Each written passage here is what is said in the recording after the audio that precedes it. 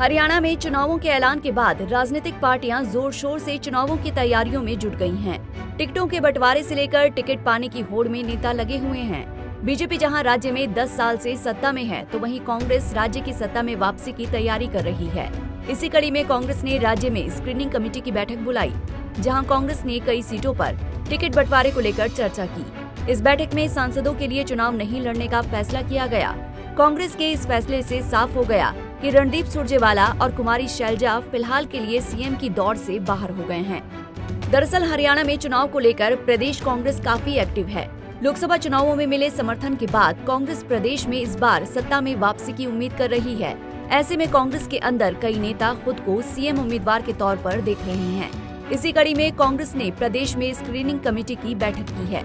हरियाणा प्रभारी दीपक बाबरिया ने बुधवार को स्क्रीनिंग कमेटी की बैठक के बाद पत्रकारों से बात करते हुए कहा कि 10-15 सीटों पर चर्चा हुई, लेकिन अंतिम फैसला लेने में अभी कुछ दिन और लगेंगे।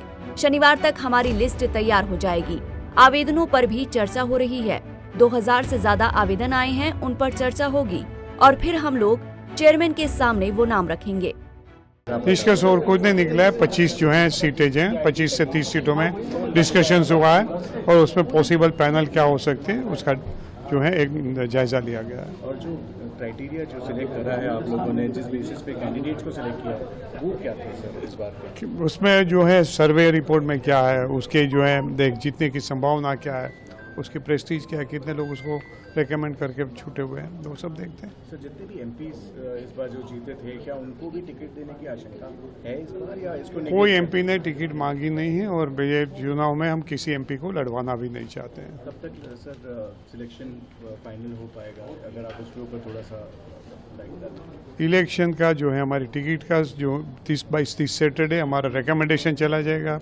Then it will be a call from the Congress high command कि सेंट्रल इलेक्शन कमेटी की मीटिंग में वो कब क्लियर करके देते हैं। मेरी समझ में it should be clear by 2nd और 3rd of the next month. मतलब बाबरिया ने साफ कर दिया कि विधानसभा चुनाव में मौजूदा कांग्रेस सांसदों को टिकट नहीं दिया जाएगा। किसी भी मौजूदा सांसद को विधानसभा चुनाव लड़ने की इजाजत नहीं दी जाएगी। अगर कोई तत्काल आवश्यकता है तो उन्हें पार्टी अध्यक्ष खड़गे से अनुमति लेनी होगी। सिटिंग विधायकों का टिकट तब कटेगा जब उनके खिलाफ एंटी इनकम्बेंसी होगी। बता दें कि कांग्रेस के सांसदों को टिकट नहीं देने के फैसले से शैलजा कुमारी, रणदीप सुरजेवाला और दीपेंद्र हुड्डा जैसे वरिष्ठ नेताओं को झटका लगा है। इससे इन नेताओं को मुख्यमंत्री बनने का पत्ता कट गया है। हरियाणा में एक चरण में होगा मतदान। हरियाणा विधानसभा की 90 सीटों के लिए एक ही चरण में मतदान होगा। हरियाणा के सभी 90 सीटों पर 1 अक्टूबर को मतदान होना है। चुनाव नतीजे 4 अक्टूबर को मतगणना के बाद आएंगे। हरियाणा विधानसभा का कार्यकाल 3 नवंबर 2024 को समाप्त होने वाला है। पिछला विधानसभा चुनाव अक्टूबर 2019 में हुआ था। चुनाव के बाद भारतीय जनता पार्टी और जननायक जनता पार्टी के गठबंधन ने राज्य में सरकार बनाई। भाजपा के पास 40, कांग्रेस के पास 31 और निर्दलीय के पास 19 सीटें हैं। वहीं दीपक बाबरिया के इस बयान से कुछ दिन पहले कांग्रेस महासचिव और लोकसभा सदस्य कुमारी शैलजा ने हरियाणा विधानसभा चुनाव लड़ने की इच्छा जताई थी और कहा था कि वो राज्य में काम करने की इच्छुक हैं, लेकिन इस बारे में अंतिम फैसला कांग्रेस आलाकमान को करना है। हरियाणा में कांग्रेस के सांसदों को चुनाव नहीं लड़वाने के फैसले पर कुमारी शैलजा का बयान सामने आया है। इसमें उन्होंने कहा कि इसका फैसला हाईकमान करेगा। आने वाले दिनों में इस पर और भी फैसले लिए जाएंगे। वो हाईकमान के फैसले का इंतजार करेंगी। वहीं हरियाणा प्रभारी दीपक बाबरिया ने इस पर एक बार फिर बयान दिया कि पार्टी के किसी भी सांसद को विधानसभा चुनाव लड़ने की इजाजत नहीं दी जाएगी।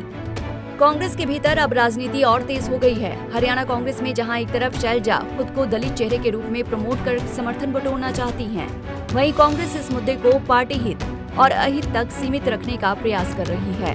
कांग्रेस नहीं चाहती कि दलित वोट बैंक उसके पाले से खिसक जाए। राज्य में सांसदों के चुनाव नहीं लड़ने का निर्णय, राज्य का चुनावी पारा चढ़ गया है। कांग्रेस की फूट का सीधा लाभ बीजेपी को मिल सकता है। वहीं एक तरफ जहां कांग्रेस टिकटों को लेकर माथापच्ची कर रही है, तो आज बीजेपी कोर कमेटी की बैठक हुई, जिसमें हरियाणा विधानसभा चुनाव पर चर्चा हुई। बहरहाल राज्य में बीजेपी 10 सालों से सत्ता में है। ऐसे में पार्टी के खिलाफ एंटी इनकम्बेंसी जैसे माहौल का कांग्रेस को लाभ मिल सकता है। राज्य में मुस्लिम और दलित वोट का एक साथ आना भी बीजेपी के लिए मुश्किलें खड़ी कर सकता है। फिलहाल कांग्रेस की अंदरूनी कलह से आने वाले दिनों में कांग्रेस को कितना नुकसान होता है या नहीं, ये आने वाला वक्त तय करेगा। लेकिन इस चुनाव में बीजेपी की तरफ से सीएम नायब सिंह सैनी की अगली परीक्षा भी है। Bureau report, Punjab Kesari TV. हमसे जुड़े रहने के लिए हमारे YouTube चैनल को सब्सक्राइब करें और नई वीडियो की नोटिफिकेशन के लिए बेल आइकॉन को दबाएं।